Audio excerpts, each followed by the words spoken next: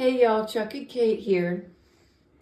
We just told you the other day we're starting a new little design change on our messenger bag. And what we're doing today is we're going to build the interior, which is suede. We have a gusset. I think we told y'all we're going to cut this in half lengthwise, and it's going to be a double gusset. So you're going to have, and in the center, you're going to have two pieces of leather. And these are going to be sewn together.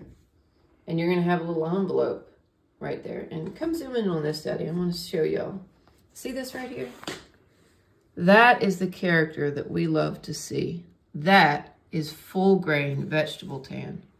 Because that's the outside. You know, this was the outside of the hide. And the outside was intact.